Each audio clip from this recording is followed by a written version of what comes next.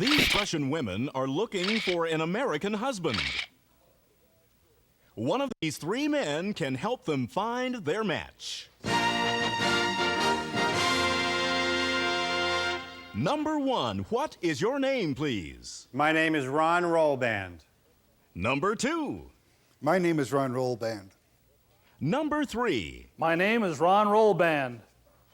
Only one of these people is the real Ron Rolban, and is the only one sworn to tell the truth.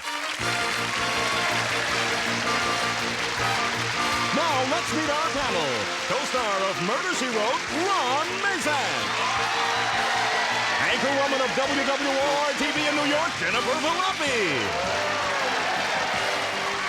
Film and television producer, David Niven Jr.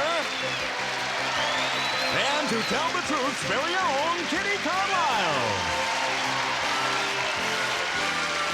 Here's the host of To Tell the Truth, Lynn Swan. Thank you. Oh, thank you. Well, I certainly can tell that you're alive and well this morning and feeling good. Welcome to Tell the Truth, everyone. And panel, a good morning to you. Oh, thank you. Good to have you all here. So let's get right to the story presented by our first team of challengers, all three of whom claim to be Ron Rolban, and this is his story. Please, read along with me. I, Ron Rolban, am a matchmaker. I am the director of an American-Russian mating service. Believing it's better to make love than war, we try to unite Americans and Russians in holy matrimony. Our clients receive biographies and photographs of their prospective mates, expert translation of their love letters, and if the chemistry is right, we'll arrange a romantic trip to Russia to meet the prospective spouse. Once there, our clients can dispel for themselves the myth that Soviet women all look like construction workers. We have selected women from all walks of Soviet life. For some, marriage to an American citizen is a means of escape. So remember, if you want to help improve Soviet-American relations, have I got a girl for you. Signed, Ron Rolban.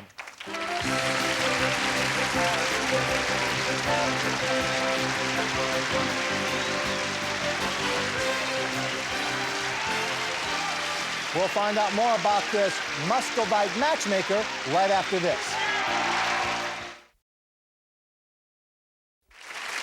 All right, panel, these three people claim to be Ron Rolban, American-Russian matchmaker. Kitty, we'll give you the honors first. Thank you so much. Number one, how much does it cost to join your dating service?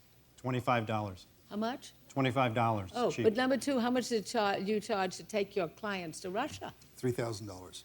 Number three, how long have you been doing this? 8 months. Oh, I see, because before that, number two, they weren't allowed to leave Russia, were they? The girls? Do you do girls or boys or both? Both, but the market is primarily for women. Mostly what? Mostly women. Mostly for women, we said. The market. Interesting. David. Thank you. Number one, how successful are you? Very. Meaning what exactly? We have approximately 2,600 Russians and approximately 600 Americans. Okay. Number two, I mean, why do you concentrate more on women rather than men? Maybe Russian men are better looking than Russian women as far as American women are concerned as against American men. We didn't make the choice. The demand is for the women. Okay. Now, number three, when it comes to biographies and photographs, I mean, often people lie. They tend to say that they do a lot more than they've really done. Is this the case in your business? They're usually quite honest. Quite honest. Yes. Meaning? Meaning you'll have to find out later on. Jennifer. Number two, you said that the demand is for the women. Does that mean that American men have been actively out there seeking to find Soviet women? They currently are, yes.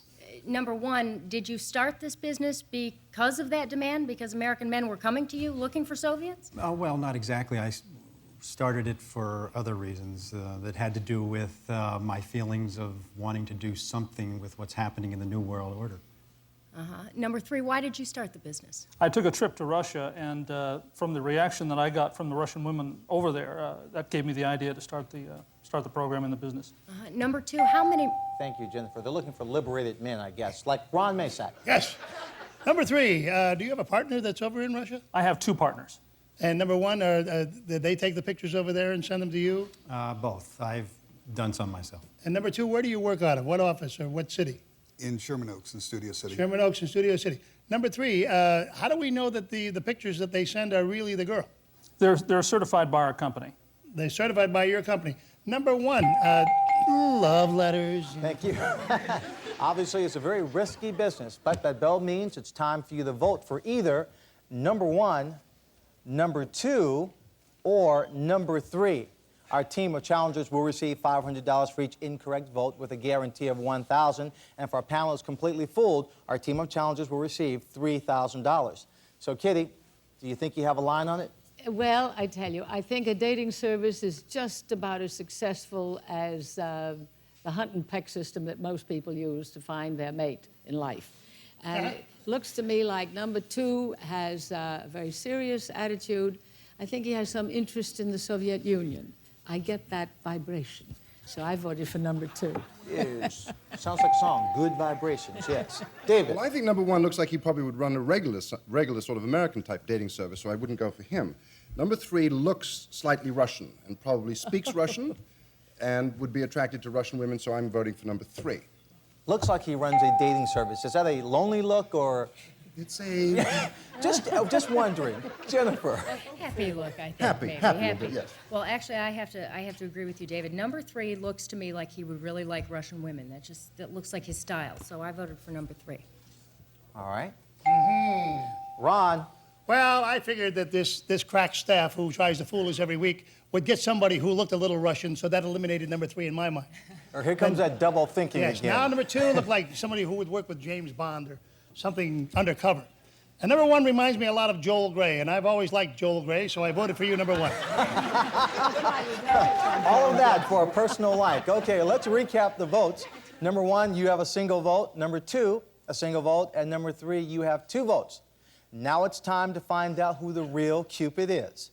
With the real Ron Rolban, please stand up. Number 2.